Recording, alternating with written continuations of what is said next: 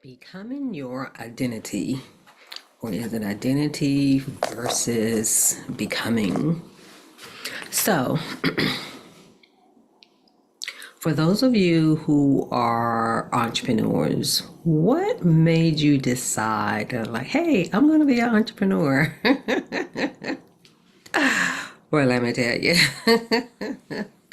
With me, it was more so, I'm going to say it's more attached of my message, my movement.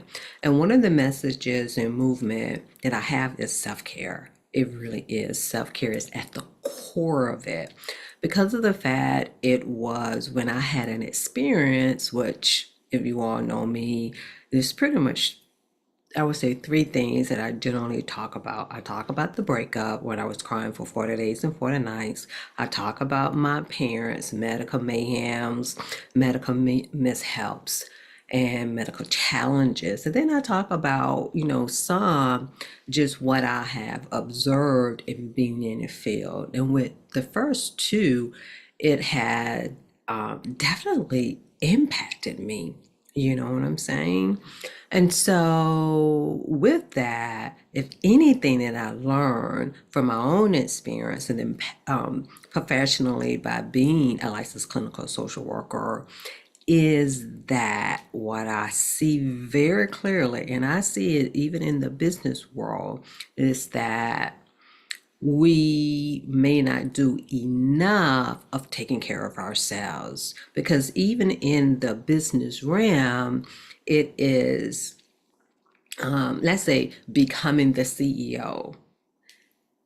For some, I'm going to change it. Well, it's that too, but it's also of graduating. Oh, that's a good one. It's more so, let's say, especially like for those of you who are degreed, who has a degree, and especially you have more than one degree, like an associate to a bachelor, and or a bachelor to a master's, and even for those of you who have PhD. And whether you went to a community college, a tech school, and then transferred over to a 4 year, either way. So when it comes to working like from a 9 to 5, you're an employee. Even if you are, let's say, a supervisor or in management, then you get a different viewpoint of being, of working 9 to 5. So in saying that as well, I don't know what I was looking at. It's like, what is that? But in saying that, it takes a certain mindset, it takes certain behavior, because it's not just your passion is going to get you so far. Because if anything that I've learned along the way, it's like I've got to have a business mindset. I've got to have a CEO mindset, because it's not just about, it's like, oh, I have this passion or even this purpose. That's the thing that can really drive you.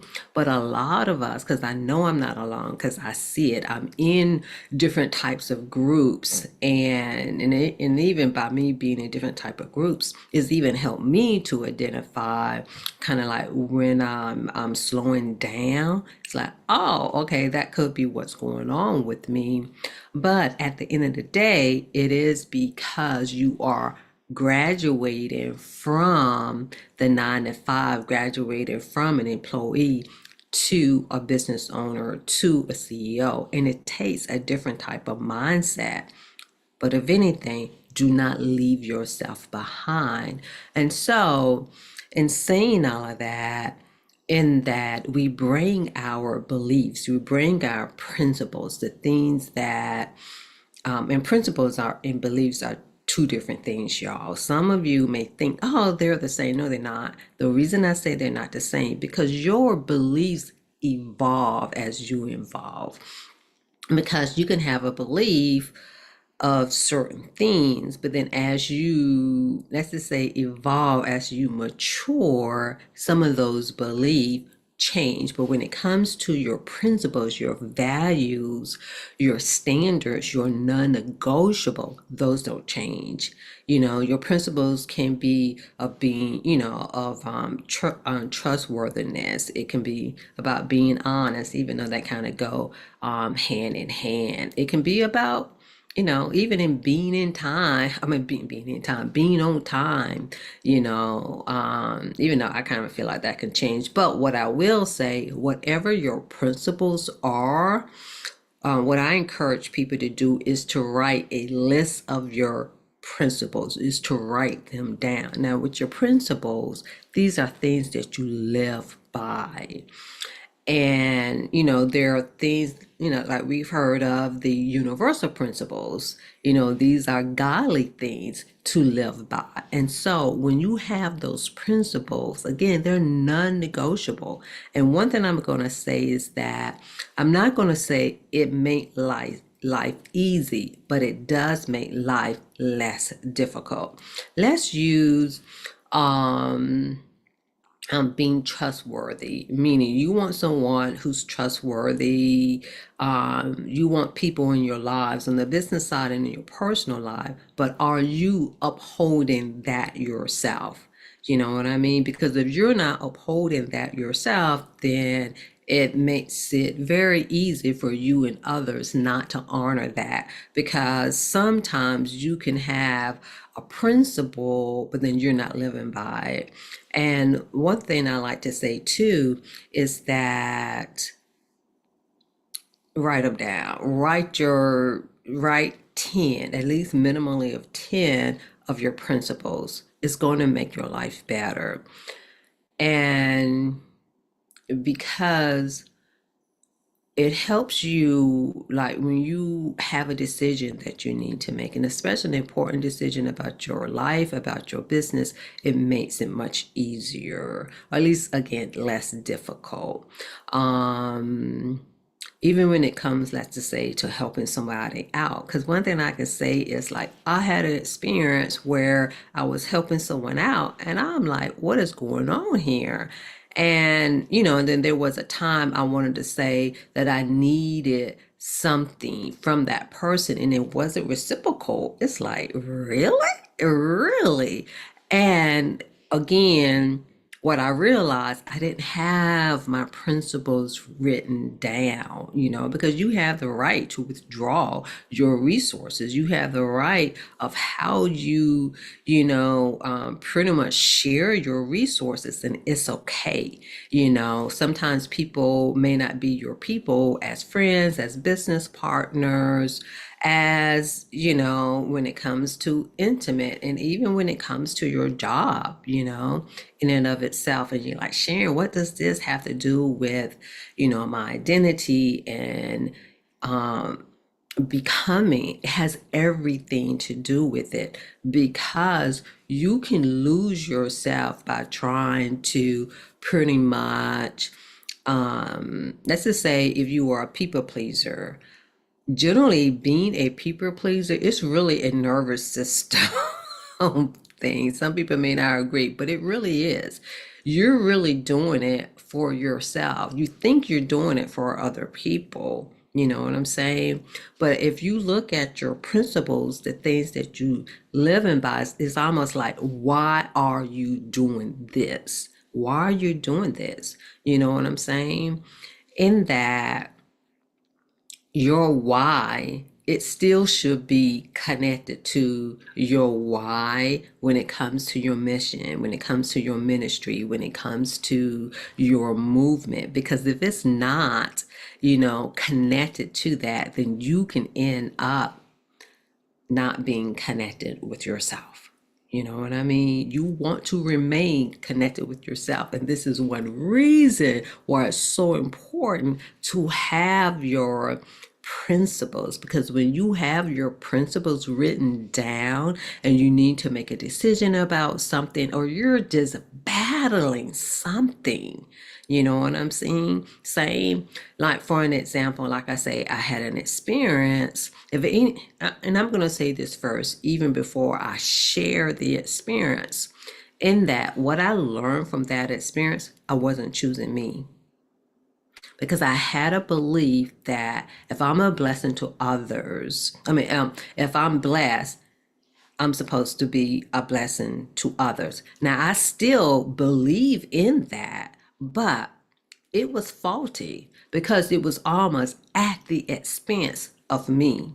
And it shouldn't be that way. It shouldn't be hard in and of itself. And there's nothing, wrong with giving and all of that. You know what I'm saying? There's nothing wrong with that. But sometimes there are some people, put like this, there are some people you may just need to give once. And there are others, you may not need to give at all. And so again, part of your identity is to figure out, why are you giving? It is a part of your principles, or a part of your mission, a part of your why, of why you doing it. Are you doing it so you won't feel bad, or you won't feel guilty? No, that's not the reason to give, in and of itself. And so when you are authentic with yourself, but pretty much authentic in your identity, then everything else go to waste. And then you're not going to really worry about what other people think. And then you stand in what you believe in. You know what I'm saying?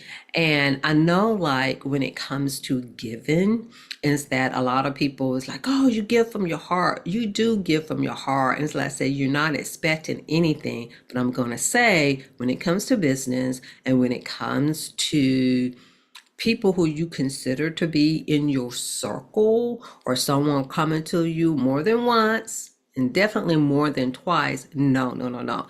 If I need something, I expect you to give back, within reason, of course, you know what I'm saying? But the thing is, when you are strong in your own identity, you know how to let go. You know how to pretty much, how to cut ties. That's when you cut your ties. And it's like, okay, I see where this person is, because we know that there are takers in the world. You know what I'm saying? There are takers. There are people who are willing to accept what you have to give, but they're not willing to give anything. Not saying that they need to like make sacrifices, but at the same time, they don't know what, quote unquote, sacrifices that you may be making. It could be your time, it could be your energy, it could be your money, it could be your space, whatever that is. And not sacrifice per se. However, however, it is so important for you to be true to yourself. One of the things that I learned, in that a lot of times we may have certain routines and certain rituals, but do you really sit with yourself? Do you really sit still? And for some individuals, it's like, "Ooh, I gotta sit down. I can't do this." Stop saying don't. Stop saying can't. Because if you're not able to sit with yourself, that's a problem. I mean, you're scared of yourself. You're scared of yourself? Really? That is a nervous system issue as well. It's a nervous system issue if you're not able to do that. And this is how you can evolve, This is how you're becoming when it comes to your identity, because if anything, you want to have agency over yourself. You don't want other people to have agency over you or authority over you, and especially when it comes to your feelings, especially when it comes to your emotions. Like, what was that? Sometimes these technology, I don't know what that was. But anyway. So when you are graduating from being an employee It really does take a lot of work. It's not just about, I was saying all of that to pretty much say in that there are certain beliefs and behaviors that you have as an employee, because you can be a great employee, but it doesn't necessarily mean you're going to be a great CEO. Some people, it may come naturally. I know for me, when it comes to the business side, it's not natural for me. So that means there are certain things I need to do, certain beliefs, certain rituals I need to have in order to have a way of thinking. Let's just say when it comes to mindset, it's a way of thinking. You know, the other thing is you can know what to do, but are you doing those things? And that's one of the reasons why it's so good to be into a circle. Now, ideally, it's good to be in a circle where it can touch every part of you, but most don't. Most coaching programs, they usually do have some type of mindset, a way of thinking, a way of doing, a way of being, and it can allow you to become, and allow you to evolve. But what I will say, most of them don't always have that space where you are able to really sit with yourself, that space where it reminds you to take care of yourself, because sometimes it's the busy, busy, busy, and you're like, gosh, I gotta do all of that. Some of it, but I would say at a pace, to be able to sit back, because what ends up happening is that you can end up putting too much on your plate, and then it can shatter your identity, because it can have you thinking you don't have what it takes. And it's not that you don't have what it takes, it's just that you added too much on your plate until it is hiding your identity and you're not able to evolve because you're overwhelmed. And when you're overwhelmed, you end up, not just sitting still, but pretty much you sitting back and end up not doing anything. And so it is important for you to be able to sit down, to look and see to where you are, to look and see of where you may be stuck, to look and see why are you stalling. But the thing is when it comes to your identity of running your business, is to look at where you are and what you need. And a lot of it, you can understand concepts, but a lot of it is putting in the reps of doing the thing so that you can have the beliefs, so that you can identify as an entrepreneur. You know what I'm saying? Because all of us is at different stages of that. And are you doing the thing, or are you stopping and starting? Are you stalling? Are you just stopping? Some of you could become paralyzed, and we don't want that for you in and of itself.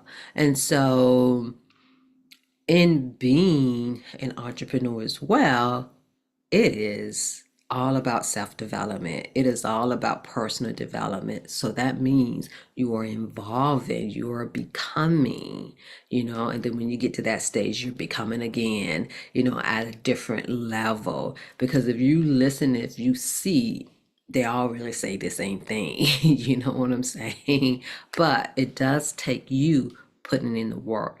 It does take you of doing the things and in learning the things so that you can get, I'm going to say, your certification in different parts of being an entrepreneur, but all of that, it adds up of what it takes. And so, in what area in your life as an entrepreneur, as you're becoming a CEO, that you feel like that you need work on?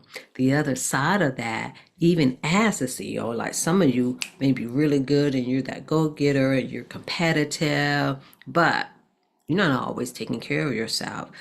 Have you integrated, take 5 to Thrive today, of taking that moment to be able to breathe, so that you can offset, the stressors and the things that may be coming to you, so you can interrupt, that busyness per se, so that your body and your mind won't be, so overwhelmed. Are you taking the time to move? You may, have the actions of a CEO, but do you have the actions of a person who's taking care of yourself, so that you can decrease the impact of the stress that comes along with it? Because that's just a fact, it's just a part of life. And to be honest, whether you're working a 9 to 5 or you're an entrepreneur, there's stress. There may be different types of stress that's going to impact you, but either way, it's important for you to be able to have some routine and rituals and practices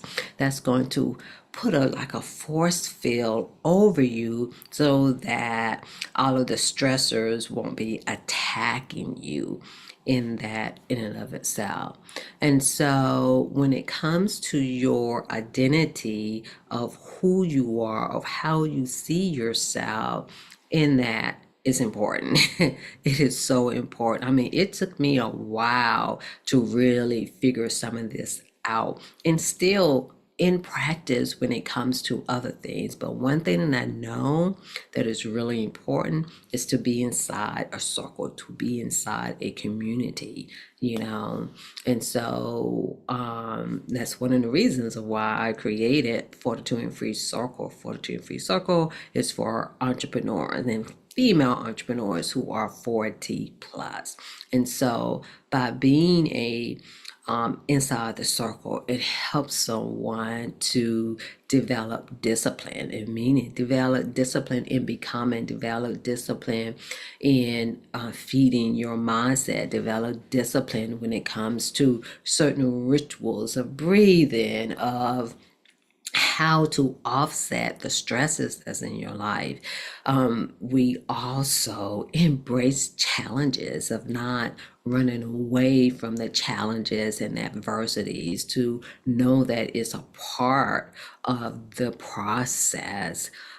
To also, when it comes to chaos, how to overcome chaos or manage the chaos or navigate the chaos. And then when it comes to sustaining resilience, resilience isn't just getting on the other side, but it's also to sustain, which is what type of, how are you thinking, when it comes to your mindset, when it comes to how you're thinking about things, of being on a path of evolving, of learning, and of getting your different certifications of self, your different certifications in life, and your different certifications that you need to not only be a CEO, but be the CEO, not only of being the CEO of your company, but being the CEO of you. Because sometimes some individuals end up leaving themselves behind, and you don't want that. Because why either why is it that you can, I'll just say this, it's like, it's not even worth it of doing all of these things if you can't enjoy it. And it's kind of like the joy, like, I'm going to say this. When it comes to a job, the job may not be what you think. What if the job is supposed to be the joy of becoming, the joy of being, you know? What if that is supposed to be the job, you know? In that, in and of itself. But anyway, so when it comes to identity, when it comes to becoming, all of those encompass your beliefs that you have. And again, have that set of principles, list at least 10, and then put like the top three, because they're going to move how important they are to you, but they should never be off the list. To be honest, you may add some things to that of, how you live your life, or what you believe in, because again, it's not that it makes life easier, but it does make it less difficult because it allows you to honor yourself, to honor your life. Because, like I told you, when it came to an experience that I had, it's like, oh, I was leaving myself out, and I was like, oh, I don't need much, which I really don't. But what I come to realize, especially as I got more into the self development, of that, if I'm not intentionally attending to myself, then I leave myself behind. And then there's so many internal battles that you have to fight where you may not really have to do that, because when you have your principles on the forefront, because sometimes you end up dishonoring your own self, your own principles, because you're busy trying to quote unquote help someone else. At the end of the day, like I said, not unless someone has special needs, everybody else is responsible, because we can be, even though somebody could ask for help, we can still, we may not be the person that's supposed to help them, maybe to guide them or to give them a resource, but it doesn't mean they need to use your resource, especially once you see that it's not reciprocal, once you see that they may be more of a taker and they're not giving. And people do get to choose, they're like, they may not want to give to you, and that is okay, but that means you don't need to be given to that person. Someone may, have a different of opinion, and that may have a different of opinion. But what I will say, it allows you to use discernment, because everybody, you're not everybody cup of tea. Everybody's not your cup of tea. So again, when it comes to your identity, make sure that you're true to yourself. And to be honest, that takes some work, to be able to, let's say, stand up straight. And it's like, I don't have it to give.